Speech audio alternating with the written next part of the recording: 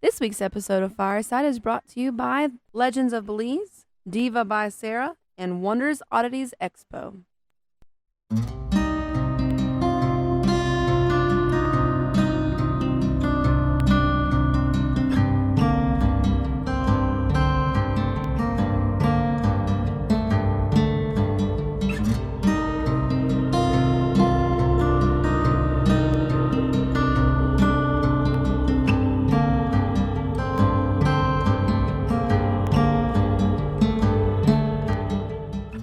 Hello, everybody. You're listening to Fireside Paranormal Podcast. My name is Jordan Cline. I have another great show for you planned out today. My guest is Spirit Stalkers. Before we get to them, just a few announcements. Legends of Belize is a series about mythical creatures that dwell in the jungles and waters of Belize. The Belizean legends are captured, documented, and preserved like never before in a comprehensive art series and books with fully colored and detailed images of fine art by artists, authors, and award-winning animators Dismas and Grissi G. Discover the supernatural creatures that await deep in the jungles, such as the mysterious dwarf called Tata Duende with backwards feet known to rip the thumbs off of trespassers, or the beautiful shape-shifting woman known to locals as the Ishtabai, who seduces drunks to never be seen again. These creatures and many more can be found in the Legends of Belize books. Learn about the cryptozoological, paranormal, and unexplained creatures that haunt Belize. Be fascinated, be terrified, Belize. Legend of Belize books are available in print and ebook. Buy your copy from your favorite online bookstore such as Amazon, KDP, Apple Books, and many more. Also be sure to visit legendsofbelize.com. Also coming up, December 3rd and 4th, the Wonders Oddities Expo and the Tri-State Exotic Animal Expo are again joining forces at the Moundsville State Penitentiary. There's going to be donations for the Caring Tree for Kids. There's going to be door prizes all day long with paid admission. There's going to be free pictures with Krampus. Now, the hours, December 3rd is going to be 12 p.m. to 8 p.m., Sunday 10 a.m. to 4 p.m., and admission is $10. Kids 12 and under are free. Today's featured story comes in from Steven. All right, my name is Steve Mills. I'm from Johnstown, Pennsylvania. Nice. One of my personal stories I can tell you is directly from my father. He used to do some paranormal investigations with TAPS Paranormal, the Latrobe division, subdivision. You know, Nice. not the guys out of TV or anything, but he was doing an investigation at a gentleman's house in Greensburg, and it was an all-night investigation, and upon analysis, he let me listen to some of the EVP playback, and I was able to catch a 40-minute conversation of an elderly woman. Not even, you couldn't distinguish exactly what she was saying, but she was talking to somebody, and it was distinct.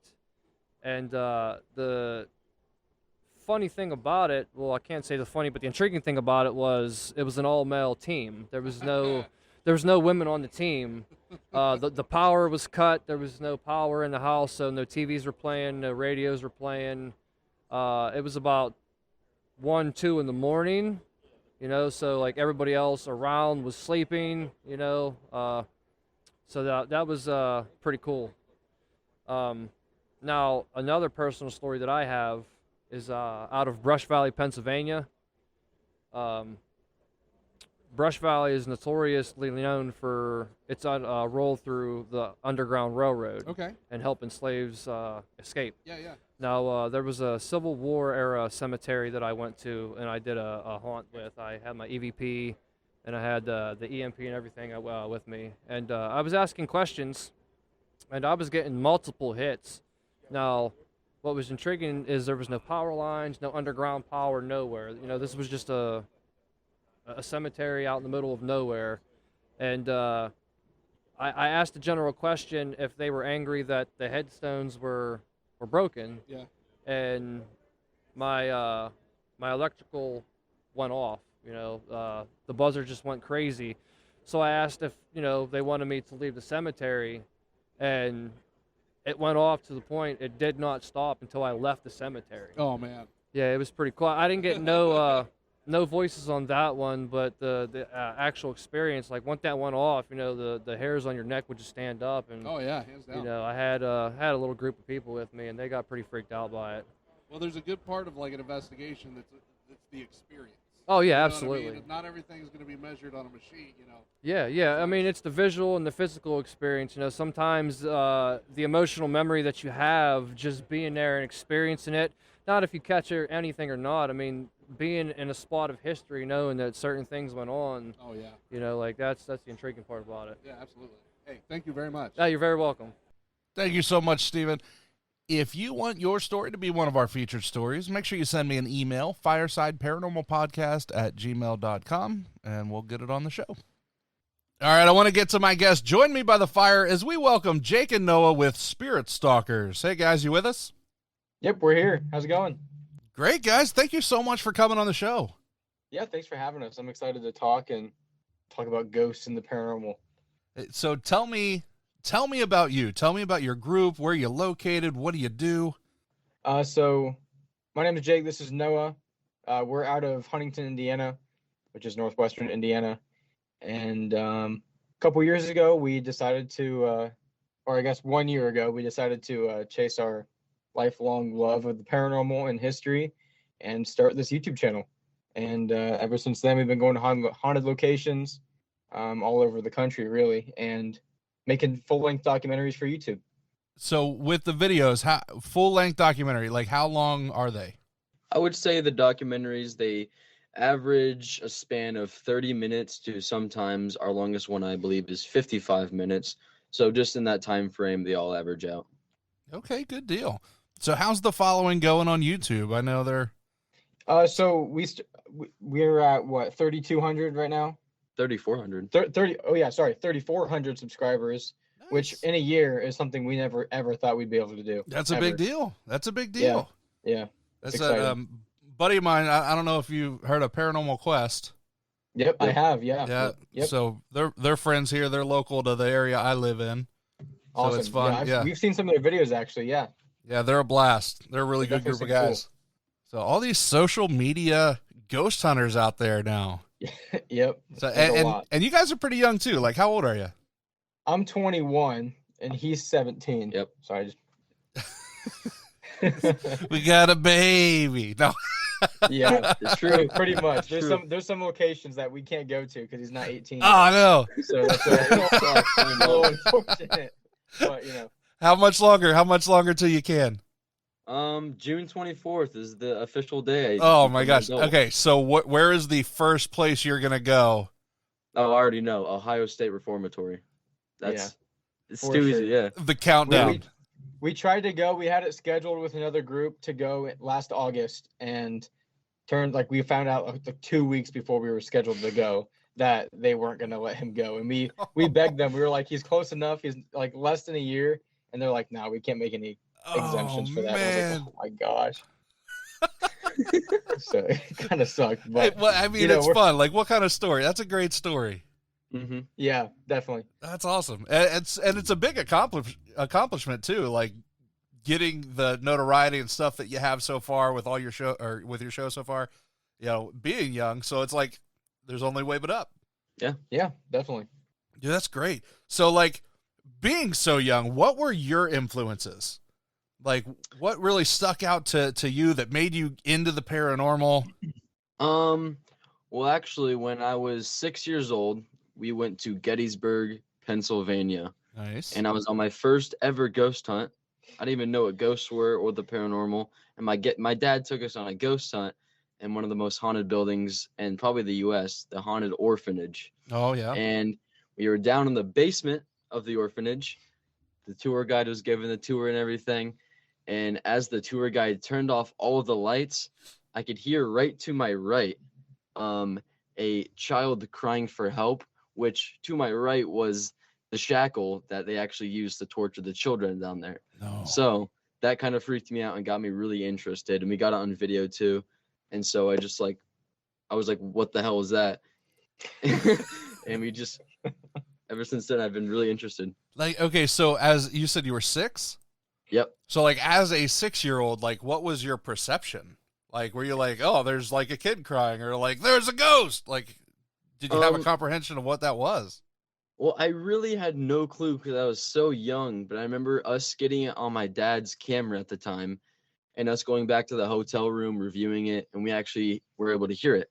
And then I believe a couple weeks after that happened at school, we were writing like essays about our vacation, and I wrote all about that, and I was just super excited because I had no idea what the hell just happened. And so I was just telling everyone, and I don't know, it was really fulfilling and weird. That's good. experience. That's good. What about you, Jake? So for me, the first paranormal, I guess, moment in my life I ever remember was I was 3 or 4, maybe 5, somewhere in there, and my dad always used to watch Ghost Hunters, and I had snuck downstairs to my room and was peeking around the stairwell, watching the TV secretly, and because my dad knew I was too scared to watch Ghost Adventures, so I couldn't watch it. So I was like sneakily watching it. It was the episode where they were at the St. Augustine Lighthouse, and they captured a shadow figure. And I remember I saw that shadow figure, and ever since then I've had this like actual phobia of ghosts. It just scared me so bad. And that was the first moment I realized kind of like what ghosts were, and like, is there one in my house? Like, am I gonna run into one of these? Like, that's really creepy watching that shadow figure peek over the railing at the lighthouse. So that sent me on my quest, I guess. So it would you say that like now like they're inspirations to you? Like, do you still watch like Ghost Adventures and? Oh yeah, when it comes to like shows, Ghost Hunters, Ghost Adventures is the biggest inspiration for us. That's what really got us into it, is watching Zach Bagans. And that trip to Gettysburg when he was 6, that we went, that was our first, it was like one of our first trips there. And it was like a couple weeks after Ghost Adventures had shown up and filmed their episode in Gettysburg. Oh wow. And so that's when we first kind of like heard about them. And ever since then we were just hooked watching Ghost Hunters, Ghost Adventures, whatever other shows, Fact or Faked, which was a show a long time ago. Yeah. That was one of our favorites. Yeah. That's a good one. Yeah, that was a great one. Yeah, I love that show I so love much. I would watch it every day after school. Now- our kind of our like evidence policy, I guess, has kind of come from them. Like always trying to debunk, trying everything possible to like, prove that it's not real. And then if you've tried everything, then now you're left with a question. Well, what happened? What is that? Yeah, that's kind of Ghost Hunters. That's kind of their policy with it too. They spend the Yeah. whole episode trying to show that it's fake, and when they can't, what is Yeah. it? Yeah, exactly. Yeah. So, like, your parents brought you. So, are your parents into the paranormal as well? Our dad is, for sure. He is like the history buff. I think we went to Gettysburg just for the history. And then, we get there that first trip, and then you find out there's, and then all of a sudden we're going on ghost tours. And so I'm actually wearing my Ghostly Images shirt, actually. I just realized that. Ghostly Images of Gettysburg, they own the orphanage and the Jenny Wade house. And we're actually like really closely associated with the company now, which is really cool. Oh, that's really good. That's really good. All right, so really cool. You got the whole family involved. You guys decided to start a group, right? Yep. So how many places do you think you've been? I think we filmed documentaries at 12, 13, right? 12. Different places now. And we have one repeat, and that's Gettysburg. Our second part comes out on this Saturday, actually. Well, as people are watching this, it was the previous Saturday, so it's out now. But I'd say 12 or 13 places. Very cool. Are any of them like really? Obviously, Gettysburg sticks out to you. Yeah. But is there like a favorite that you've been to? Go ahead. I would honestly say Billy Creek Village is one of my favorite locations ever. Where's that? Just because it's in Rockville, Indiana, close to Indiana State Sanatorium. It's like actually not even a few minutes away. But just like the excitement of going there and knowing there's like 38 buildings with 7 of my friends, it was just the coolest thing. And we got so much evidence there, and we uncovered a lot of mysteries because that place has like no like history or anything. So we kind of had to build the story. And so just doing that was an amazing experience that I wish I could relive. That's really cool. Yeah. That's really cool. What about you, Jake? Do you have a standout? So it's weird. The one location that I think about all the time, which I guess means it's my favorite or a standout at least, is the Story Inn. And it's strange because we didn't capture almost anything there. Okay. Which is, we run into that. You go places and you get nothing. Yeah. And so we didn't capture anything, but I always think about it as like a turning point.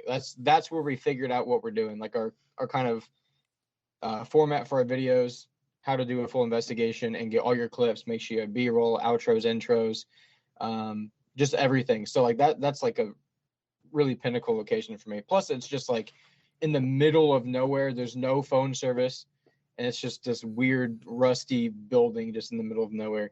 So it's really creepy. Now where's that located? That's in Story, Indiana, or it's in Brown County State Park. Okay. Here in Indiana, southern Indiana, near Bloomington. Okay. Now, do you all go outside of Indiana, or do you try to keep it kind of local? Well, we've been keeping it local because just funds and everything. Yeah. We don't have enough to go to California every other week or whatever. What? So 90% of it has been in Indiana. But as we're doing this more, we're slowly getting out. Our radius is expanding. Mm-hmm. So I want to ask, because you've got some places under your belt, you got some favorites. Let's talk about what scares you. Oh, Right?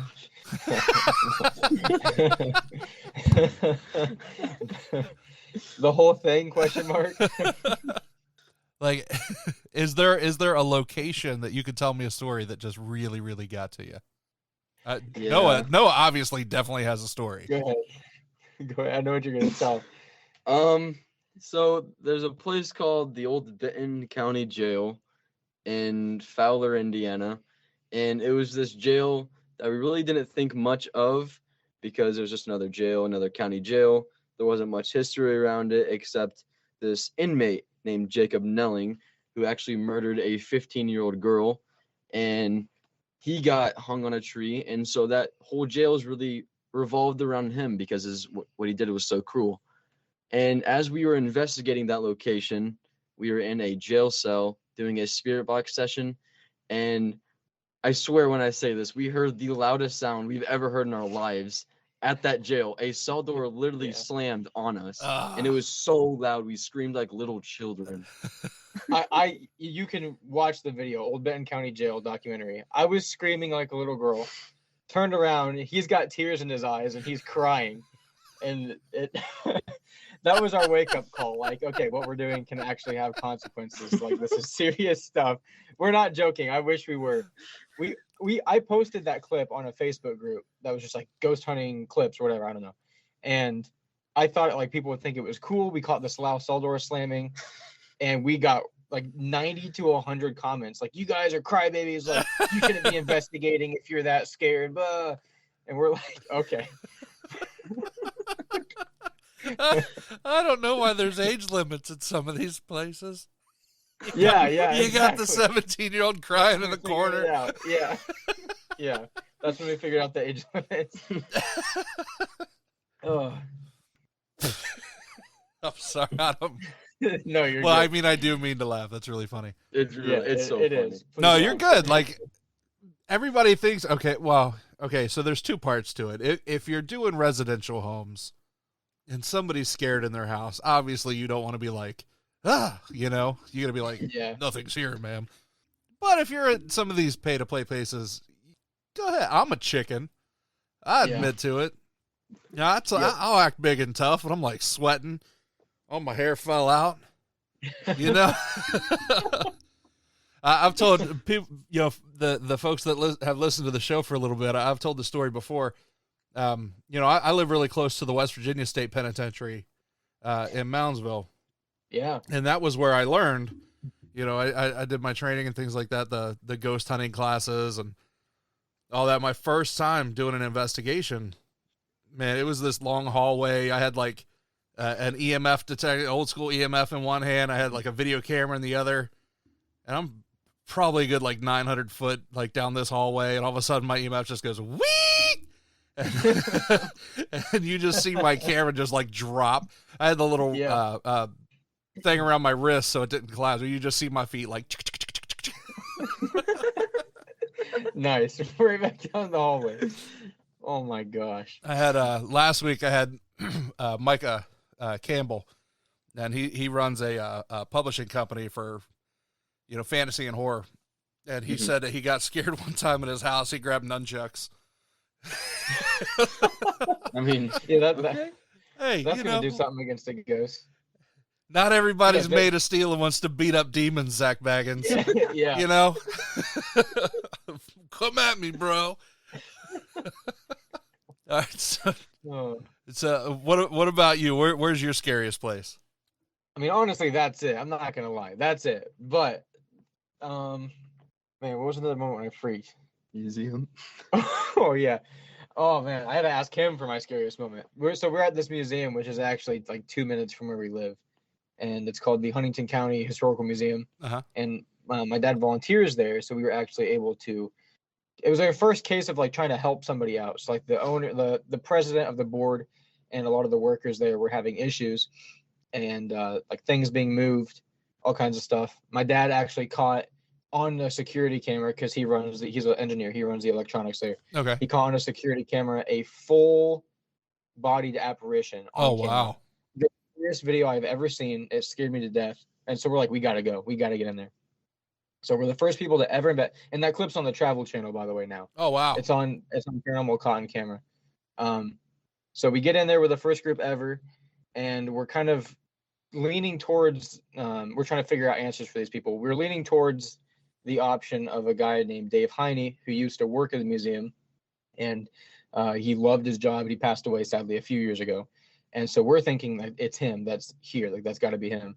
And we're kind of on the staircase, and it's a big open room, and there's a staircase that follows the wall. It goes up to a second floor, comes around and down. It's kind of like a balcony, and we're walking up the stairs, and I'm standing there, and we just hear a literal piano playing by itself. 2 notes, just bum bum, and I turned around. It was probably like 15 or 20 steps on those stairs. I got down it in 3 steps. I just like jumped and sprinted out and screamed at the top of my lungs. And it's not because I'm scared of the ghost. It was just one of those moments where I'm like, I know for 100% fact that no one's at that piano. So how is it playing by itself? Fight or flight kicked in. Yeah, exactly. I'm like, it was one of those moments where in the moment I realized that like ghosts have to be real in some way, shape, or form, because there's no other way. And there's no other way for that piano to play. The crazy part is after that, my dad sent us a video of Dave Heine playing that same piano. Oh wow. That was taken a few years before that we didn't know about. So that was crazy. Yeah, that's pretty neat. Yeah. That's neat. All right, tell me, like, because it's usually just the two of you. So what are your investigations like? What gear do you bring with you? How do you set things up? How do you set the night up? So usually when we go to these places, they're really far away, so we have to leave semi early so we can drive, eat and get there. And as we get there, usually we will pull out the drone and or like the camera, and we'll get a bunch of B-roll. So we are like set up for everything. We have all the B-roll done. Nice. And then when the night comes around, we usually get inside and we usually do a little discussion and plan how it's going to go. So we know what spots we're going to hit at what points in the night. And usually we'll just do a walkthrough as we start. And then sometimes stuff happens, sometimes stuff doesn't. And then after we do that walkthrough, usually one of us, so the thing we have on our channel that's kind of unique is we each do like challenges for each other. We take turns each investigation. So one time, let's say I go to Indiana State Sanatorium. I dress him up as a hospital patient and put him in the scariest place with no lights. And then the next place we go to, he has a challenge for me. So he like gets payback, and it's just like this ongoing thing we have. Okay. And it's really funny and scary. Okay. And so usually that challenge goes down. And now we're all freaked out because usually something happens during that challenge. And then we all do like a little, group investigation. We kind of just go wherever, bring as much gear as we can, and just do a bunch of experiments and for the rest of the night, really. So what are some of the craziest competitions you've had for each other? I think the craziest ones are probably the ones that took down in our recent trilogy that we did. Uh-huh. We had the Old Jail Inn, Billy Creek Village, and the Indiana State Sanatorium. And at the Old Jail Inn, I basically dressed him up as a prisoner, and I was like a sheriff, just kind of like trying to get involved with all the spirits and what happens there. And then I put his hands behind his back and locked him in a jail cell. And so he was obviously freaking the hell out. And then at Billy Creek Village, we did like a random location draw with all of our friends, and I had to like pick my location and where I was going to be put. And I got picked the unfortunate schoolhouse that's there. And he put me in there with no lights, so I was just in there blinded and just hearing a bunch of noises coming at me, and it was horrible. And then for the sanatorium, like I said, I bought hospital gowns and dressed us all of us up, and then I put them in the little quad area. I don't know if you know what that is at Indiana State, but there's a little quad like hospital, and if you stand in the middle, you can see down all 4 hallways, which is the creepiest thing like ever. And so I put him there with no lights, and he was just terrified for like an hour. So Probably the most scared I've been. I was shaking so bad. Oh my gosh. so yeah, that's really how it goes. Nice. As far as methods, have you ever tried the Estes method? Yeah, definitely. So what if you dressed up like that, during the method, I had a group on not too long ago that, like they'd go to a jail cell, they dress up like an inmate, but then they would like shackle themselves and then do the Estes method that way. Oh, add it to that. Yeah. That's horrible. So like, not only are you blindfolded and tied up and shackled and, and you have them, then you're also letting them speak through you as them. Yeah. So yeah. So, that's interesting. pretty intense. Definitely. Pretty intense. I think you guys would. Yeah, let's write up what we would. I would love do. for you to videotape how you do that. Let's try it. I think we should try our next place. We could. I'm not really sure how we could like involve ourselves in that location, except dressing up as a skeleton. That's really the only thing I can think. Where are you going? What? We can say it because it's gonna be after. Yeah, we're going to the Monroe Demon House in Hartford City, Indiana. Okay. Yeah, and so one of the main things that's known to be there is a human skeleton in the basement. So, and just a lot of rituals, and I don't even know what they did there. Just a bunch of other stupid stuff that made the Crazy building demonic haunted. things. You could Yeah. find out what kind of rituals and get yourself a cloak and a. Like a wizard. Go and- What? I'm gonna dress up as a wizard. Okay. Okay. What? A wizard? Wow. or not. Yeah, maybe not. Yeah. But try stuff out. You never know, right? Yeah, definitely. We No. love experimenting with our haunted locations. Now, what kind of equipment do y'all use? We're pretty minimal right now, but we have our main camera. Obviously, we have a night vision camera that we borrow from a friend. We have a drone that we borrow as well, and then we have a REM pod. EMF detectors. What else? We have the SB11 Spirit Box, the Tri-Field meter. What else do we have? have a laser grid. EVP recorders, obviously, laser grid. Scare Bear. Yeah, the Scare Bear now, as of recently. Scare is like Bear. What the- is that? It's like the Boo Buddy, but it's a different. Have you heard of the Boo Buddy? It's a bear, but inside of it's like a REM pod. So if anything touches the bear, it then lights up and makes noises. Okay. Yeah. Now, what do you do with the grid? See, okay, The so I'm gonna lay this out. When I was doing investigations on the regular, this was like old school. Like we had a flashlight, an EMF detector, and that's it. Your tape recorder. Like that was the extent, and you were high tech in that time. What you got an infrared light? What? So the gadgets they have now are way different. So explain some of these to me. So the laser grid we don't use as much, just because we have some issues with it. But the point of that is, you want to shine it on an area, and it's a bunch of tiny little dots, like thousands of them, hundreds of them, and the point is to just watch and or record it. And if something were to walk in front, you would actually be able to see it better than just in the darkness, because you'll see the distortion in the dots as it walks through them. Okay. And so it helps you to see shadow figures, or if there's any movement back there, it just makes it a lot easier to pick that up with your eyes in the dark. Now, where do you get that kind of thing? Is that in Uh, my mind? really- What I'm seeing is like the Christmas light thing you point at your house. Pretty much, that's exactly what it is. Come basically. on. Yeah. Yeah, it's if you wanted to, you could go to wherever, get the Christmas light thing, and use that. You really could. Yeah, it's when we got it, and I was driving. We got it. Well, I bought it for myself a long time ago for my birthday, I think, or something. But I was driving around and I saw Christmas lights, and they were using the same thing. I was like, oh, that's what I have. I wonder who paid more. Yeah. All right, tri-field Probably meter. me. Tri-field meter. How does that work? So the tri-field is like a little rectangle box, and it's all based around electromagnetic energy and just stuff like that. And it's all digital. It's not really digital. What would you call that? It's analog, so it's actually Yeah. like a physical meter. Or well, no, it is digital. Digital. It is digital. Yeah. So it's digital, and if something obviously comes close to it, like the energy, you can actually see the bar like go up and down, just like depending on how much energy is there. So you can see, how close or strong the energy is. It's just like a little old school EMF reader, but like a little bit more high tech. It's basically a glorified EMF. Yeah. Basically, yeah. Okay. It Okay. detects EMF. All right. So, and I want to ask you about this. Your thoughts on the spirit box, because you use one. Yeah. So, do you like it? Do you not like it? Do you still kind of Where are you at with the spirit box? Some people swear by it. I don't swear by it personally. It's you got to be skeptical of all of these, in my opinion.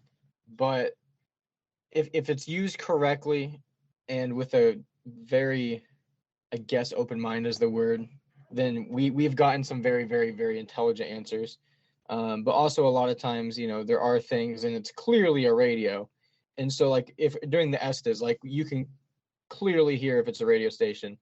And my fear is that some people will not understand that and say that as if it was a ghost, or think that's a literal ghost. But, we understand, like, it's a radio. And so it's hard to decipher what is and what isn't. And so as long as you're keeping an open mind and being very diligent on, what words you're taking as a spirit answer. And a lot of times, Kalani actually told me this when we were interviewing him for Indiana State Sanatorium. He said, with EVPs too, always ask them to say a 3-syllable word, because a lot of things have 2 syllables, or you can mistake 2-syllable words. But if it's 3 syllables, the same voice, then you probably have something. Yeah, Kalani uses that a lot. We had him on the show, Kalani Ghost Hunter. He does, yeah, he does use that a lot. Yeah, he's a really interesting dude. He is definitely. We're hoping to get go and investigate with him sometime soon. Yeah, he's everywhere. He's always on the road for Indiana State Sanatorium. Yeah, so the spirit box is one that I don't know if my brain just has a love-hate relationship with it. Like, I totally understand the premise, and I know some folks that design them and work them and what they do, and it's amazing. But there is a lot of people that don't do the same kind of vetting, so you get to like the radio and it's like 99.5, and they're like, did you hear it say that? Yeah, that's the radio station.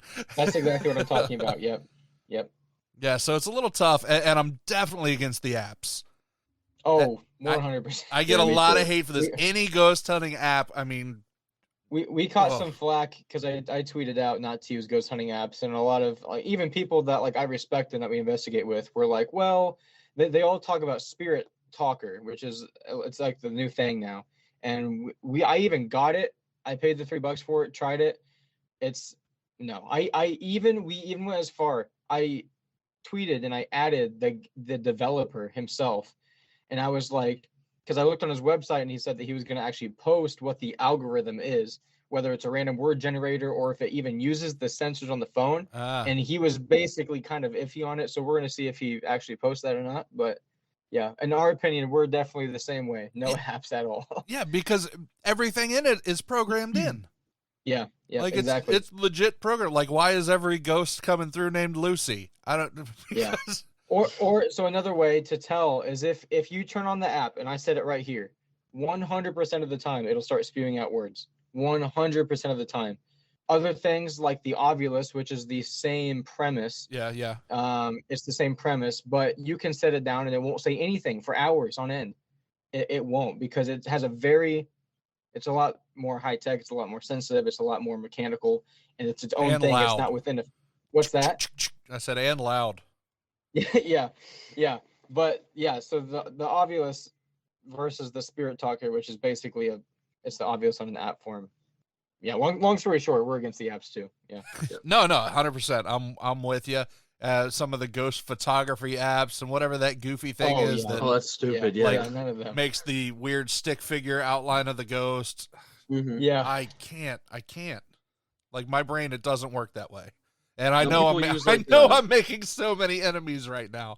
Oh Yeah, oh yeah, we we all are are. too. We all are. Even people we're friends with, we're gonna be, next investigation, we'll be talking with them about it. Oh yeah. But I'm gonna get. I know I'm gonna get hate mail. Oh, yeah. Some things I talk about, like my Twitter's gonna blow up. Like you're an idiot. I hate you. yeah, that's what happened when I tweeted about it. Everyone was like, "No, we use it and it's great." And I'm like, "Okay." Yeah, it's All the right. same argument with orbs, right? You take a picture in a dusty barn, and you're like, look at all the spirits. I'm like, no, Yep. no.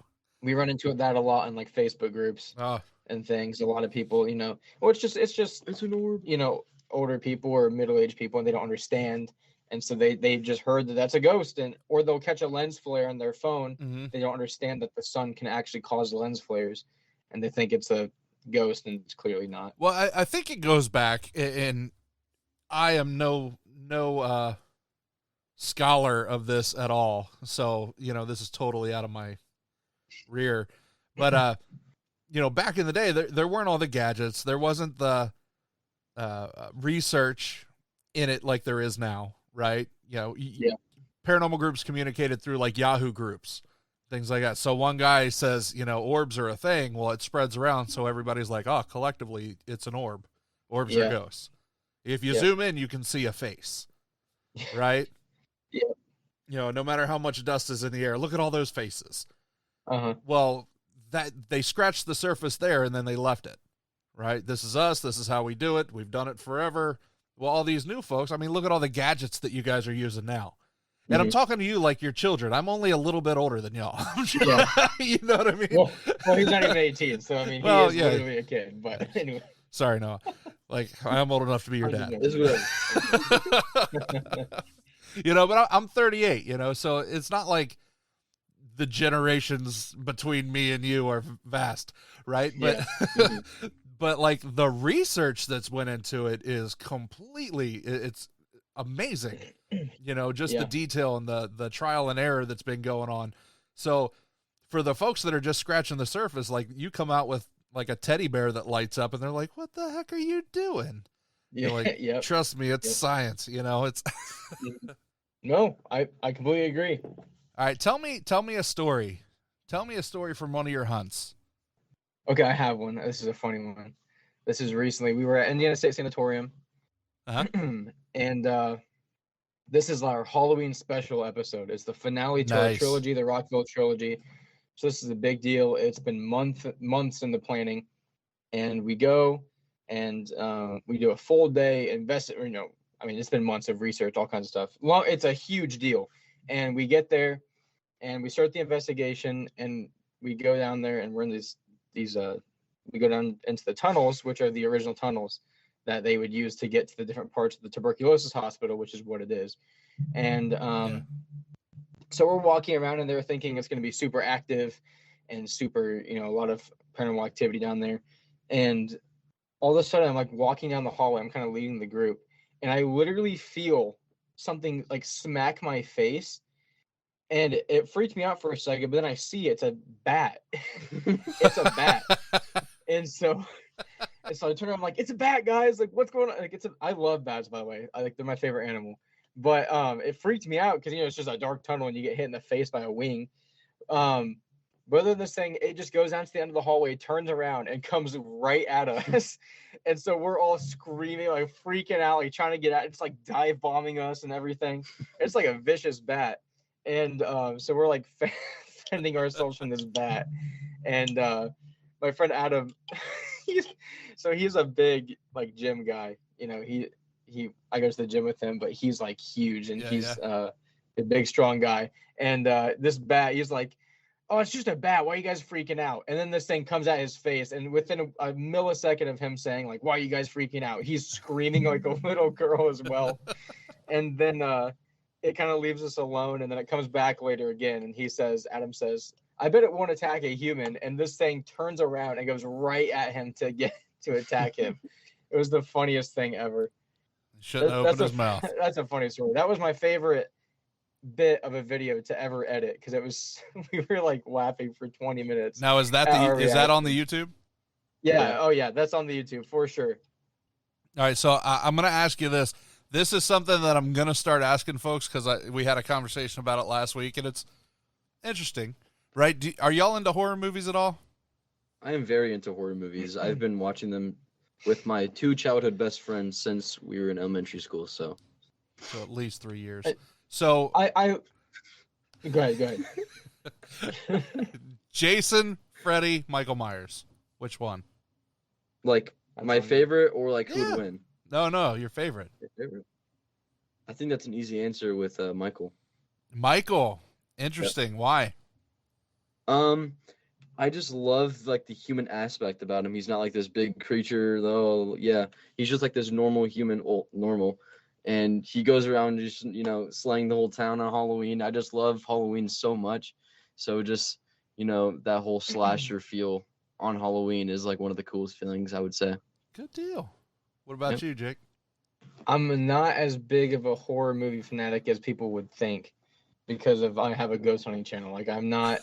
I like them, but it's just not the first. Like if I'm putting on a movie, I want to watch like Back to the Future or Star Wars. I don't want to watch or Marvel. I don't want to watch like a horror movie. But when I'm hanging out with my friends and it's late, like I like I like paranormal horror movies. I don't like them where it's just like a murder, I guess. You know what I'm saying? I like them where it's like there's a paranormal aspect to it, like ghosts or something. So like The Conjuring, Annabelle. Okay. I guess what's that freaking movie? Sinister. You watch that one? Insidious. No, we watched it at Brecken's house. Hereditary. Yeah, Hereditary, favorite Pet movie. Cemetery, those types of things where there's like that paranormal aspect to it. Okay. Or where it's just like The Lighthouse. I guess you can consider that. What's that director? He directed The Lighthouse. No, he didn't. No, he did. He directed The Lighthouse, The Witch, and he's gonna do the new Nosferatu. I forget his name, but I love all of his movies. They are fantastic. The Lighthouse is probably one of my favorite movies of all time. Okay. Nice. Are you into true crime at all? I'm into true crime, definitely. Yeah. And that's one too. Like I think paranormal and true crime are like they're cousins for sure. Mhm. Yeah. But They like definitely are. some folks won't touch it, and then some are obsessed. Yeah, I'm not obsessed, but it's definitely interesting. Like every now and then I'll watch a serial killer documentary or learn about Ted Bundy or somebody, Ed Gein. Oh yeah. I did a project about Ed Gein in school and it freaked me out. I remember that. Now, where can folks find your channel? Where can they find you? Are you approachable? Like, do you welcome messages from folks? Yeah, feel free to message us on anything. We have Instagram, Twitter, TikTok, YouTube, obviously. What else? Is that it? Facebook group. We welcome anybody messaging us. We love. It's weird to say we have fans now, but we have fans, and it's strange, but we love them all. We honestly were like friends with a lot of them, even though we've never met them. Like we talk to them on a regular basis. Yeah. So definitely ask us questions. All of our social media that I listed is just Spirit Stalkers on everything. So it's super easy. Okay, that's your YouTube channel as well, Spirit Stalkers. Yeah, our YouTube channel is just Spirit Stalkers, and that's where you're going to get all of we do a trailer for every location, and we do a documentary for every location. And we have a new series coming around soon. Can we talk about it? Yeah, you can. All right, let's talk about it. All right, this is the first time we've ever mentioned this. We have a new series. It's exclusive. It's exclusive. We're going to do house calls. So we have some people that have been messaging us that some people we don't know, some people we've known for a long time. And they're like, hey, I have this problem at my house. Can you come over and help? This actually happened for the first time in Gettysburg. Oh. This is getting off track now, but we had somebody, she knew we were in town, and she knew the guy that we know in Gettysburg, and so she reached out. We went over and helped her out with her house or her little cabin that she has. And then we've had some people reach out to us recently and say, hey, come on over. We need some help figuring out what's going on. We got stuff happening. We want you to figure it out. So we're very, very excited because that's a new territory for us. Mm-hmm. That's a whole new ballgame. Residuals.